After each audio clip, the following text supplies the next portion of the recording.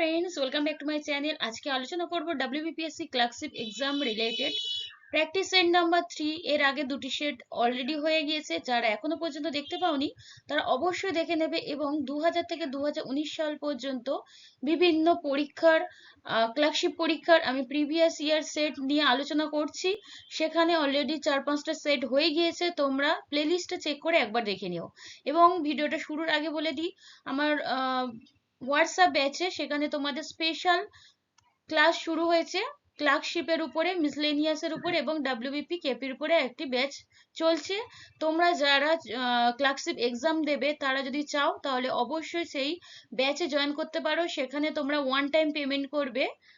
সেখানে one time পেমেন্টের মাধ্যমে তোমাদের বিভিন্ন চ্যাপ্টার এবং সাবজেক্ট ওয়াইজ পিডিএফ দেওয়া হবে, বিভিন্ন নোটস এবং তোমাদের প্র্যাকটিস সেট থাকবে এবং প্রিভিয়াস ইয়ার কোয়েশ্চেন থাকবে। এই হচ্ছে আমার ব্যাচের ডিটেলস। তাহলে শুরু করছি আজকে প্রথম প্রশ্ন দিয়ে। প্রবাসী ভারতীয় দিবস কবে পালন করা হয়? প্রবাসী ভারতীয় দিবস কবে পালন করা হয়? 9 জানুয়ারি, 10 জানুয়ারি, 11 জানুয়ারি, 12 জানুয়ারি। এটা পালন করা হয় 9 জানুয়ারি।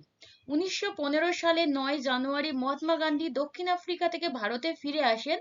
সেই দিনটিকে স্মরণ করে প্রবাসী ভারতীয় দিবস পালন করা হয়। তাহলে কি কারণে এই প্রবাসী ভারতীয় দিবস পালন করা হয় সেটাও জেনে রাখা খুবই জরুরি। তার সাথে সাথে এইটা প্রশ্নে আসে মহাত্মা গান্ধী কবে দক্ষিণ আফ্রিকা থেকে ফিরে আসেন ভারতে? তাহলে হয়ে যাবে 1915 সালে 9 জানুয়ারি। নেক্সট প্রশ্ন, মেগাস্তিনিস কার আমলে ভারতে আসেন? মোহাম্মদ বিন তুগলক, আলাউদ্দিন খলজি, দ্বিতীয় চন্দ্রগুপ্ত, চন্দ্রগুপ্ত মৌর্য। মেগাস্তিনিস এইরকম বিভিন্ন পর্যটক কার আমলে আমাদের দেশে আসেন? কোন সম্রাট বা কার রাজত্বকালে আমাদের দেশে আসেন সেগুলো একটা স্ট্র্যাটেজিকের চ্যাপ্টার হিসেবে খুবই গুরুত্বপূর্ণ। এটার অ্যান্সার হয়ে যাবে চন্দ্রগুপ্ত মৌর্য। মেগাস্তিনিস সেলুকাস নিকেটরের রাষ্ট্রদূত ছিলেন। তাহলে মেগাস্তিনিস সম্পর্কে আরেকটু ডিটেলস তোমরা দেখে রাখলে।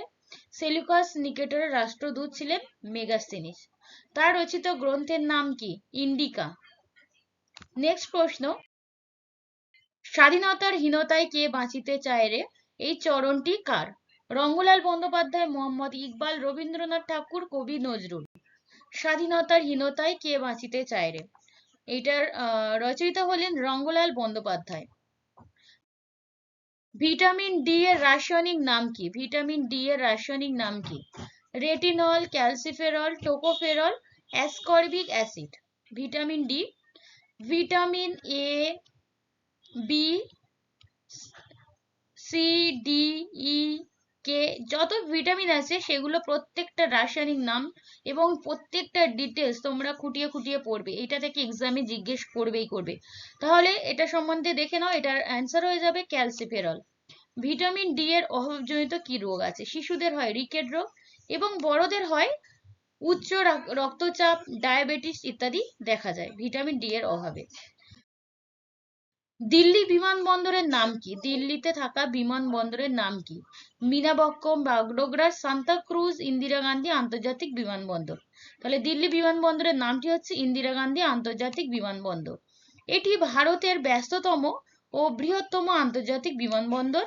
ভারতে 34টি এবং পশ্চিমবঙ্গে 2টি আন্তর্জাতিক বিমানবন্দর রয়েছে। ভারতের প্রাচীনতম ফুটবল টুর্নামেন্ট কোনটি? স্পোর্টস রিলেটেড বিভিন্ন প্রশ্ন এক্সামের জন্য খুবই গুরুত্বপূর্ণ। যত স্পোর্টস রিলেটেড নোটস আছে সেগুলো তোমরা বিভিন্ন জায়গাতে কালেক্ট করবে, বা যারা তোমরা ব্যাচে জয়েন করেছো তাদের তো আমি করিয়েই দেবো, আর অনেকগুলো করিয়ে দিয়েছি অলরেডি। তাহলে অ্যান্সারটা তোমরা দেখে নাও। অপশনটা আগে দেখো, rovers cup, federation cup, IFA shield, Durand cup. ভারতের প্রাচীনতম ফুটবল টুর্নামেন্ট হলো ডুরান্ড কাপ। এটি 1888 সালে প্রথম অনুষ্ঠিত হয়, যা বিশ্বের তৃতীয় প্রাচীনতম ফুটবল টুর্নামেন্ট।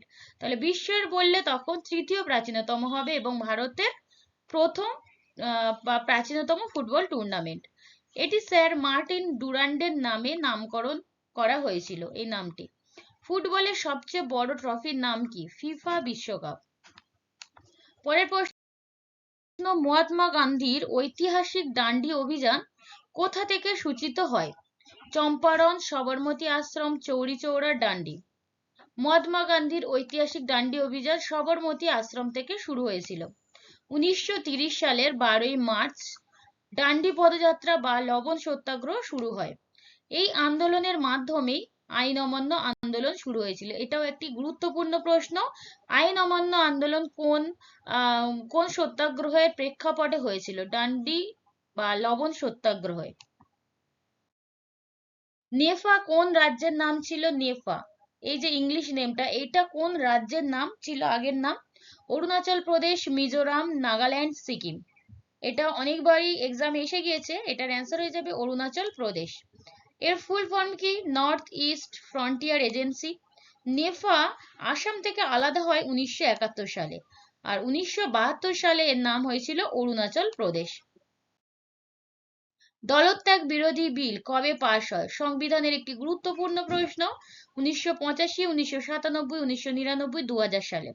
দলত্যাগ বিরোধী বিল 1985 সালে পাশ হয়। 1985 সালের 52তম সংশোধনীর মাধ্যমে 10ম তফসিলে এটি ভারতের সংসদ দ্বারা পাশ হয়েছে। তাহলে সালটাও দেখলে, কততম সংশোধনী দেখলে, আর কোন তফসিল? 10ম তফসিল। 102 এর 2 ও 191 এর 2 দলত্যাগ বিরোধী আইন নিয়ে কাজ করছে। প্রাচীন ভারতের কোন লিপি ডান দিক থেকে বাম দিকে লেখা হতো? ব্রাহ্মী, নন্দনগিরি, সারদা না খরষ্টি? ডান দিক থেকে বাম দিকে লেখা হয় খরষ্টি লিপি। খরষ্টি উত্তর পশ্চিম ভারতের গান্ধার সভ্যতার গান্ধারী ভাষায় লেখা একটি লিপি পদ্ধতি। কোন পত্রিকাতে বঙ্গভঙ্গের বিরুদ্ধে প্রতিষ্ঠা হয়? বঙ্গভঙ্গের বিরুদ্ধে একটি আন্দোলন বা স্লোগান প্রতিষ্ঠা হয়। সঞ্জীবনী তত্ত্ববোধিনী, বেঙ্গল গেজেট, যুগান্তর। এটার অ্যান্সার হয়ে যাবে সঞ্জীবনী পত্রিকায়। সঞ্জীবনী হলে একটি বাংলা সাপ্তাহিক পত্রিকা। এই পত্রিকাটি সম্পাদনা করেন কে? তাহলে বিভিন্ন পত্রিকা আর তাদের সম্পাদকের নামগুলো একটি স্ট্যাটিক জিকে হিসাবে খুবই গুরুত্বপূর্ণ পয়েন্ট এটা। তাহলে এটার অ্যান্সার হয়ে যাবে কৃষ্ণ কুমার মিত্র। শব্দ তরঙ্গের বেগ কোন মাধ্যমে সবচেয়ে বেশি? এই শব্দ থেকে কিন্তু এক্সামের জন্য খুবই গুরুত্বপূর্ণ। আমি শব্দ একটি নোটস অলরেডি আমি প্রোভাইড করে দিয়েছি স্পেশাল ব্যাচে। তোমরা যারা জয়েন হওনি তারা অবশ্যই জয়েন হবে, কারণ প্রত্যেকটি প্রশ্ন যেসব প্রিভিয়াস ইয়ারে এসে গিয়েছে সেই অনুযায়ী আমি বিভিন্ন নোটস তোমাদেরকে দিতে থাকবো যতদিন না এক্সামটা হচ্ছে। অক্সিজেন, কেরোসিন, জল, লোহা, শব্দ তরঙ্গের বেগ সব থেকে বেশি লোহাতে। শব্দ তরঙ্গ হলো একটি অনুদৈর্ঘ্য তরঙ্গ। শব্দ তরঙ্গ বিস্তারের জন্য মাধ্যমের প্রয়োজন হয়। ভারতের প্রথম মহিলা ব্যারিস্টারের নাম কি? কর্নেলিয়া সারাভজি, গীতা চন্দ, বিজয়লক্ষ্মী পণ্ডিত, সরোজিনী দেব। ভারতের প্রথম মহিলা ব্যারিস্টার হলেন কর্নেলিয়া সারাভজি। 2024 সাল অনুযায়ী ভারতে 156 জন ব্যারিস্টার আছে। ভারতের প্রথম ব্যারিস্টার কে? মনমোহন ঘোষ। আর মহিলা বললে কর্নেলিয়া সারাভজি। এশিয়া কাপ শব্দটি কোন খেলার সাথে যুক্ত? Cricket, football, volleyball, kabaddi. Asia cup, প্রত্যেকে এটা অ্যান্সার করতে পারবে, এর অ্যান্সার হয়ে যাবে ক্রিকেট। এছাড়াও রয়েছে Charminar, Ranji trophy, Irani trophy, Duleep trophy, Deodhar trophy, C K Naidu trophy, ঝাঁসি রানী ট্রফি। এগুলো সবই ক্রিকেটের সঙ্গে যুক্ত বিভিন্ন ট্রফি বা পুরস্কার। ভারতে কয়লা শিল্প জাতীয়করণ আইন কত সালে প্রণীত হয়? 1973, 1974, 1975, 1976 সালে। কয়লা শিল্প জাতীয়করণ আইন হয় 1973 সালে। ঝাড়খণ্ড হলো দেশের বৃহত্তম কয়লা উৎপাদনকারী রাজ্য। তাহলে খনিজ সম্পদ থেকে যত প্রশ্ন আছে তত কিন্তু সেগুলো অবশ্যই করে রাখবে, এর থেকে প্রশ্ন আসবে। ভারতের প্রথম কয়লা খনির নাম কি? পশ্চিমবঙ্গের রানীগঞ্জ ভারতের প্রথম কয়লা খনি। প্রস্তাবনা সংবিধানের কোন অংশে যুক্ত হয়? প্রস্তাবনা প্রথম, মাঝখানে, শেষে না যে কোনো অংশে? প্রস্তাবনা সংবিধানের প্রথম অংশে যুক্ত থাকে। সংবিধানের প্রস্তাবনা অবজেক্টিভ রেজলিউশনের উপর ভিত্তি করে গঠিত হয়। ভারতের প্রস্তাবনার ধারণা নেওয়া হয়েছে আমেরিকা থেকে। ভারতের প্রস্তাবনার ধারণা নেওয়া হয়েছে আমেরিকা থেকে। 42তম সংশোধনীর পরে প্রস্তাবনায় যুক্ত হয়েছে সমাজতান্ত্রিক, ধর্মনিরপেক্ষ ও অখণ্ডতা শব্দ তিনটি। তাহলে এই 42তম সংবিধান সংশোধনীটি খুব ভালো করে দেখে রাখবে, এটা কত সালে হয়েছিল? 1976 সালে। আর আজও পর্যন্ত কেবল একবারই 1976 সালে প্রস্তাবনাটি সংশোধিত হয়েছিল। ভারতের সর্বশিক্ষা অভিযান কবে শুরু হয়? অভিযান বা প্রকল্প, অভিযান বা প্রকল্প বিভিন্ন, সেগুলো দেখে রাখবে। 2000 সালে, 2002 সালে, 2001 সালে, না 2003 সালে নভেম্বর মাসে? ভারতের সর্বশিক্ষা অভিযান শুরু হয়েছিল 2000 সালে নভেম্বর মাসে। সর্বজনীন প্রাথমিক শিক্ষার জন্য এই প্রকল্প চালু হয়। 6 থেকে 14 বছরের শিক্ষার্থীদের প্রাথমিক শিক্ষাকে অবৈতনিক ও বাধ্যতামূলক করা হয়েছিল এই সর্বশিক্ষা অভিযানের মাধ্যমে। 2011 সালে এই প্রকল্পটি সর্বশিক্ষা মিশন নামে পশ্চিমবঙ্গে রূপায়িত হয়। এটাও একটি গুরুত্বপূর্ণ পয়েন্ট। কাদের আমলে এলিফ্যান্টা গুহা চিত্র রচিত হয়েছিল? হিস্ট্রি, এটা খুবই গুরুত্বপূর্ণ প্রশ্ন। রাষ্ট্রকূট, চালুক্য, সাতবাহন, বাকাটক। এলিফ্যান্টা গুহা রাষ্ট্রকূটদের আমলে রচিত হয়েছিল। এটি মহারাষ্ট্রে অবস্থিত একটি বৌদ্ধ ভক্তিস্থান। এটি 7টি গুহা নিয়ে গঠিত এবং শিবের মহিমার খোদাই করার জন্য ব্যবহৃত একটি বিখ্যাত স্মৃতিসৌধ বা একটি গুহা চিত্র এটা। ভারতীয় পুরুষ হকি দলের নতুন কোচ হিসেবে কাকে নিযুক্ত করা হয়েছে? Harendra Singh, Dhanraj Pillay, Graham Reid, Craig Fulton. ভারতীয় পুরুষ হকি দলের নতুন কোচ হয়েছেন ক্রেগ ফুলটন। ভারতীয় পুরুষ হকি দলের ক্যাপ্টেন কে? ক্যাপ্টেন হচ্ছেন মনপ্রীত সিং। ভারতীয় মহিলা জাতীয় ফিল্ড হকি দলের অধিনায়ক রানী রামপাল। ভারতীয় মহিলা হকি দলের বর্তমান অধিনায়ক সেলিমা তেতেব। তিনটে নামই, এবং এই ক্রেগ ফুলটন প্রত্যেকটা নামই ভালো করে কিন্তু করে রাখবে। পরের প্রশ্ন, কলমের সাহায্যে সংঘটিত উদ্ভিদের জনন প্রক্রিয়া কোনটি? প্রাকৃতিক অঙ্গজ জনন, যৌন জনন, অযৌন জনন, কৃত্রিম অঙ্গজ জনন। কলমের সাহায্যে কৃত্রিম অঙ্গজ জনন হয় উদ্ভিদের দেহে। উদাহরণ, শাখা কলম, গুটি কলম, দাবা কলম। এইরকম যে কলম পদ্ধতিতে হয় কৃত্রিম অঙ্গজ জনন প্রক্রিয়াটি। এশিয়ার কোন মহিলা প্রথম ইংলিশ চ্যানেল পার হন? ভারতের প্রথম মহিলা, এশিয়ার প্রথম মহিলা। এইগুলো স্ট্যাটিক জিকে হিসাবে প্রত্যেকটা এক্সামের জন্য খুবই গুরুত্বপূর্ণ, তাই এগুলো সবসময় রেডি করে রাখবে। সরলা রায়, রমা চৌধুরী, রানু ঘোষ, আরতি সাহা। এটার অ্যান্সার হয়ে যাবে কি? এশিয়ার প্রথম মহিলা হিসাবে ইংলিশ চ্যানেল পার করেন আরতি সাহা। 1958 সালে প্রথম ভারতীয় হিসাবে ইংলিশ চ্যানেল পার করেছিলেন মিহির সেন। তাহলে প্রথম ভারতীয় যদি বলে তাহলে মিহির সেন হবে, আর প্রথম ভারতীয় মহিলা বললে আরতি সাহা হয়ে যাবে, বা এশিয়ার প্রথমও তিনি ছিলেন। আমি আপনাদের একটি মুসলমান প্রদেশ দিতেছি। এই বিভিন্ন উক্তি, হিস্টোরিক্যাল বিভিন্ন উক্তি তোমাদের এক্সামের জন্য খুবই গুরুত্বপূর্ণ। এটার অ্যান্সার দেখে রাখো। Fazlul Huq, Lord Curzon, Stafford Cripps, Lord Mountbatten. এটার অ্যান্সার হয়ে যাবে লর্ড কার্জন। লর্ড কার্জন 1905 সালের 19শে জুলাই বঙ্গভঙ্গের ঘোষণা করেন এবং 1905 সালে 16 অক্টোবর এটি কার্যকর হয়। পরের প্রশ্ন, কোন গিরিপথটি ভারতের বাইরে অবস্থিত? নিম্নের গিরিপথগুলি দেওয়া আছে, এদের মধ্যে থেকে কোনটি ভারতের বাইরে? খাইবার, বোমডিলা, বার্লাচার, সিপকিলা। এটার অ্যান্সার হয়ে যাবে খাইবার গিরিপথ। খাইবার গিরিপথটি আফগানিস্তানের কাবুল ও পাকিস্তানের পেশোয়ারকে সংযুক্ত করেছে। পশ্চিমবঙ্গের মোট কতগুলি দেশের সাথে সীমানা রয়েছে পশ্চিমবঙ্গের সঙ্গে? 1টি, 2টি, 3টি, না 4টি? এটার অ্যান্সার হয়ে যাবে 3টি। নেপাল, ভুটান ও বাংলাদেশ। কোন রাজ্য হেক্টর প্রতি গম উৎপাদনের সর্বাধিক? উত্তরপ্রদেশ, বিহার, পাঞ্জাব, হরিয়ানা। হেক্টর প্রতি গম উৎপাদনের সর্বাধিক হলো পাঞ্জাব। এবং গম উৎপাদনে প্রথম রাজ্যের নাম যদি জিজ্ঞেস করা হয় তাহলে হয়ে যাবে উত্তরপ্রদেশ। দক্ষিণ ভারতের উচ্চতম পর্বত শৃঙ্গ কোনটি? দোদা, বেতা, আনাইমুদি, গুরুশিখর, গডইন অস্টিন। দক্ষিণ ভারতের উচ্চতম পর্বত শৃঙ্গ হলো আনাইমুদি। আনাইমালাই পর্বতের সর্বোচ্চ শৃঙ্গের নাম কি? আনাইমুদি। পশ্চিমঘাট পর্বতমালার সর্বোচ্চ শৃঙ্গের নাম কি? আনাইমুদি। এটি কেরালার এর্নাকুলাম জেলা ও ইদুক্কি জেলায় অবস্থিত একটি পর্বত। পরের প্রশ্ন, পূর্ণ স্বরাজ কে ঘোষণা করে? মহাত্মা গান্ধী, সুভাষচন্দ্র বোস, মতিলাল নেহেরু না জওহরলাল নেহেরু? এর অ্যান্সার হয়ে যাবে জওহরলাল নেহেরু। 1930 সালে 26শে জানুয়ারি প্রথম স্বাধীনতা দিবস পালিত হয়েছিল।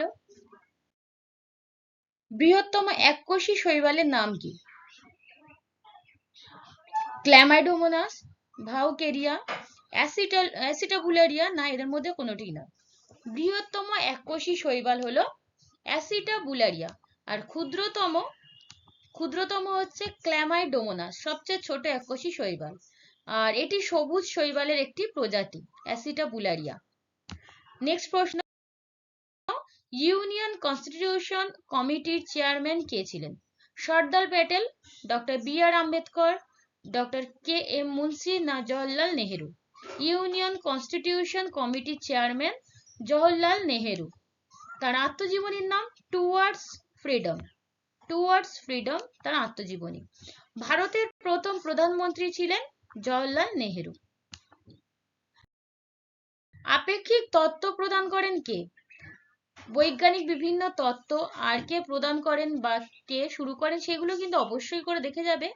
Maxwell, Max Planck, Einstein, Satyendranath Basu.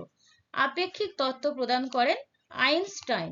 তিনি 1921 সালে পদার্থবিজ্ঞানে নোবেল পুরস্কার পেয়েছিলেন। কোয়ান্টাম তত্ত্বের জনক কে? Max Planck. পাটলিপুত্রে কে রাজধানী স্থাপন করেন? পাটলিপুত্রে রাজধানী স্থাপন করেন কে? বিম্বিসার, উদয়ভদ্র, মহাপদ্মনন্দ না বৃহদ্রথ? এটার অ্যান্সার হয়ে যাবে উদয়ভদ্র। পাটলিপুত্র শহরটি স্থাপন করেন অজাতশত্রু, বর্তমানে যা পাটনা নামে পরিচিত। এই পাটলিপুত্র বর্তমানে পাটনা নামে পরিচিত।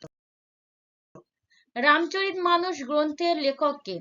কালিদাস, তুকারাম, তুলসীদাস, আমির খসরু? রামচরিতমানস গ্রন্থের লেখক হলেন তুলসীদাস। তিনি কার সমসাময়িক ছিলেন? গুরুত্বপূর্ণ প্রশ্ন, এটা স্টার করে রাখবে, এটি আকবরের সমসাময়িক ছিলেন তিনি। রামচরিতমানস এই গ্রন্থটি আওয়াধি ভাষায় রচিত হয়েছিল। সেই রাষ্ট্র ভালো যা কম শাসন করে, এটি কার উক্তি? গোখলে, মার্কস, গান্ধীজি, নেতাজি? এটার অ্যান্সার হয়ে যাবে গান্ধীজি এই উক্তি করেছিলেন। গান্ধীজির বিখ্যাত স্লোগান কি? Do or die. Do or die বা করব অথবা মরব। পশ্চিমবঙ্গে নরওয়েস্টার কাকে বলা হয়? আশ্বিনের ঝড়কে, পশ্চিমী ঝঞ্ঝাকে, কালবৈশাখীকে না আধিকে? পশ্চিমবঙ্গের নরওয়েস্টার বলা হয় কালবৈশাখীকে। কালবৈশাখী গ্রীষ্মকালে বা এপ্রিল মে মাসের দিকে বিকেল বা সন্ধ্যের দিকে প্রবাহিত হয়। এটি উত্তর দিক থেকে প্রবাহিত হয় বলে একে নরওয়েস্টার বলা হয়। তাহলে বুঝতে পারলে কালবৈশাখীকে কেন নরওয়েস্টার বলা হয়। উপজাতি লোকেদের কে প্রথমে আদিবাসী বলে সম্বোধন করেছিলেন? মহাত্মা গান্ধী, থাক্কার বাপ্পা, জ্যোতিবা ফুলে, বি আর আম্বেদকর? এটা অ্যান্সার হয়ে যাবে থাক্কার বাপ্পা। ভারতের জাতীয় কংগ্রেসের প্রথম মুসলিম সভাপতি কে ছিলেন? মোহাম্মদ আলী, বদরুদ্দিন তয়াবজি, আবুল কালাম আজাদ, উমেশচন্দ্র বন্দ্যোপাধ্যায়? ভারতের জাতীয় কংগ্রেসের প্রথম মুসলিম সভাপতি ছিলেন বদরুদ্দিন তয়াবজি। জাতীয় কংগ্রেস রিলেটেড বিভিন্ন যত প্রশ্ন আছে খুব ভালোভাবে রেডি করে রাখবে, খুবই গুরুত্বপূর্ণ এটা। বিভিন্ন এক্সাম, যত এক্সাম আছে কম্পিটিটিভের সমস্ত এক্সামের জন্য গুরুত্বপূর্ণ এই টপিকটি। ভারতের প্রথম মহিলা সভাপতি কে ছিলেন? Annie Besant. এবার যদি বলা হয় ভারতের প্রথম ভারতীয় মহিলা, তখন হয়ে যাবে সরোজিনী নাইডু। কোন গভর্নর জেনারেল কলকাতার ফোর্ট উইলিয়াম কলেজ প্রতিষ্ঠা করেন? Lord Macaulay, Lord Curzon, Lord Wellesley, Lord Dalhousie? কলকাতার ফোর্ট উইলিয়াম কলেজ প্রতিষ্ঠা করেন লর্ড ওয়েলেসলি। 1800 সালে তিনি সিভিল সার্ভিস প্রার্থীদের জন্য কলকাতায় ফোর্ট উইলিয়াম কলেজ প্রতিষ্ঠা করেছিলেন। দাম কোন শাসকের দ্বারা প্রচলিত একটি তাম্র মুদ্রা? ঔরঙ্গজেব, শেরশাহ, শাহজাহান, আকবর? এটি শেরশাহের প্রচলিত একটি তাম্র মুদ্রা। শেরশাহ স্বর্ণ, রৌপ্য ও তামাই তিন ধরনের মুদ্রা প্রচলন করেন। রৌপ্য মুদ্রার নাম হচ্ছে রুপি, স্বর্ণ মুদ্রার নাম মোহর। তাহলে তিন রকম মুদ্রার নামও জেনে রাখলে। শেরশাহের বাল্য নাম কি ছিল বা আসল নাম ছিল ফরিদ। কে প্রথম পোর্টফোলিও সিস্টেম শুরু করেন? এই বিভিন্ন ভাইসরয়ের আমলে কার সময়ে কি ঘটেছিল সেটা আমার চ্যানেলে অলরেডি মানে একটি নোটস দেওয়া আছে। আর ফুল নোটসটা যারা পেতে চাও তাহলে তাদের অবশ্যই তোমাদের স্পেশাল ব্যাচে জয়েন করতে হবে। Lord Liton, Lord Ripon, Lord Canning, Lord Dalhousie, এটার অ্যান্সার হয়ে যাবে লর্ড ক্যানিং। ভারতের শেষ গভর্নর জেনারেল ও প্রথম ভাইসরয় ছিলেন লর্ড ক্যানিং। শেষ প্রশ্ন, বঙ্গদর্শন পত্রিকার সম্পাদক কে ছিলেন? ভূপেন্দ্রনাথ দত্ত, বঙ্কিমচন্দ্র চট্টোপাধ্যায়, সুরেন্দ্রনাথ বন্দ্যোপাধ্যায়, অরবিন্দ ঘোষ। বঙ্গদর্শন পত্রিকার সম্পাদক ছিলেন বঙ্কিমচন্দ্র চট্টোপাধ্যায়। 1872 সালে রবীন্দ্রনাথ ঠাকুরের প্রথম কবিতা ছাপা হয়েছিল এই পত্রিকায়, তার জন্য এটি খুবই গুরুত্বপূর্ণ। আজকে ভিডিওটি এই পর্যন্ত। যদি তোমাদের ভালো লেগে থাকে তবে নতুন হয়ে থাকলে অবশ্যই চ্যানেলটাকে সাবস্ক্রাইব করে রাখবে এবং পাশে থাকা বেল আইকনটি অন করে রাখবে যাতে সবার প্রথমে তোমরা নোটিফিকেশনটি পেতে পারো। যদি ভালো লাগে তবে একটি লাইক করে দিয়ে যাবে। শেষ পর্যন্ত দেখার জন্য তোমাদেরকে অসংখ্য ধন্যবাদ।